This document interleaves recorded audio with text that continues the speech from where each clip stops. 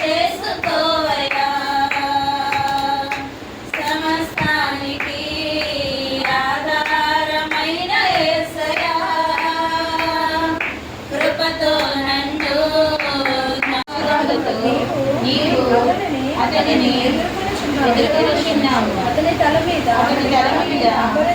అపరించి కిరీటము నీవు ఉంచి ఉన్నావు ఆయుష్ నెమ్మని అతడు నిన్ను వరమడగగా కీర్తించును రాగభావాలతో నిన్ను ధ్యానింతును కోటి కంఠాలతో నిన్ను కీర్తించును వందనమయ్యా యెహోవా రఫా యెహోవా రఫా స్వస్థపరచవే వందనమయ్యా నన్ను స్వస్థపరచవే వందనమయ్యా నన్ను స్వస్థపరచవే వందనమయ్యా నాకు నా మనసుతో ఆరాధించు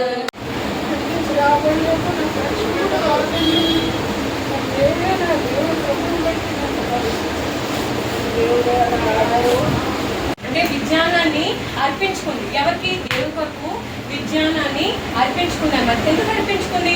ఈ యొక్క ప్రార్థన చేస్తున్నాం కదా, దేవునికి అర్పించుకుందాం, దేవునికి అర్పించకపోతే ఇంకెవరికి అర్పిస్తాం అనేసి అర్పించుకుంది అనమాట. నేను చెప్పానే పొద్దు నుంచి రాత్రి వరకు శోధనే ఉంటుంది, కానీ శోధన జయిస్తూనే వచ్చేది అనేసి అనేక ఇరుగు పొరుగుల వాళ్ళతో అనేక మందితో కూడా చాలా మాటలు పడేది, చాలా బాధపడుతుండేది. అలా ప్రతిరోజు కూడా ఏడుస్తూ ఏం చేసిందంటే దేవుని దగ్గర విజ్ఞానాన్ని అర్పించింది అనమాట. మొదటిది ఈ యొక్క విజ్ఞానాన్ని అర్పించింది. చూడండి, ఈ విజ్ఞానాన్ని అర్పించడం అంటే దేవుని దగ్గర ఉంటూ, అంటే కుటుంబాన్ని ఎలా ముందుకెళ్ళాలో అలాగే ఉండేది, కానీ దేవుని దగ్గరకు వచ్చేటప్పుడు మాత్రం చాలా ఎవరో నన్ను చూస్తారు అని చూసుకునేది కాదు.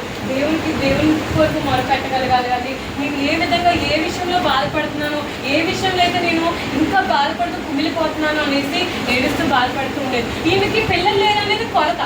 మరి ఇక్కడ మనం కూర్చున్నాం, ఇక్కడ మనం వింటున్నాం, మనకేం కొరత ఉంది? మనకు కూడా ఏదో కొరత ఉండే ఉంటుంది కదా.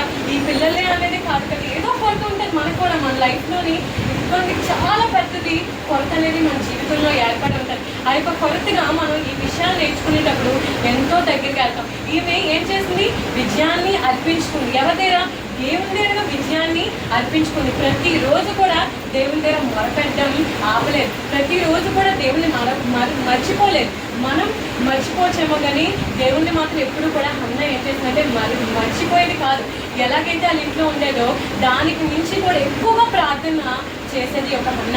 ఈ యొక్క హన్న కోసం మరి 2వ అధ్యాయంలో ఉంటుంది. ఎంతో చక్కగా ప్రార్థన చేస్తూ భారంతో ఏడుస్తూ ప్రార్థన ఆ యొక్క మొరని దేవుడు విన్నారు. రెండోదిగా ఈమె ఏం చేస్తుందంటే, రెండో మంచి పని ఈమెలో ఉండేది ఏంటంటే, చక్కగా అంటే మొక్కుబడి చేసుకుంది.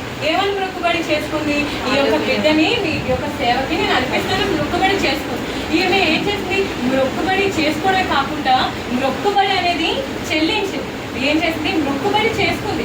నేను చూడండి, మనకి ఏదైనా జరిగింది అనుకోండి, ఏసియాని నీలో ఇంత డబ్బులు ఇస్తాను ప్రభా, ఏదైనా నేను మీకు ఇస్తాను ప్రభా, నాకు ఇచ్చేస్తానని మనం అలాగే మొక్కు చేసుకుంటాం. మొక్కి చేసుకుని దాన్ని తీర్చింది అనమాట, ఇచ్చేసింది అనమాట.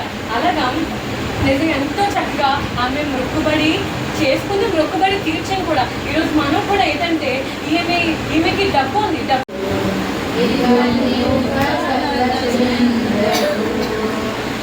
మరి లేకున్నదా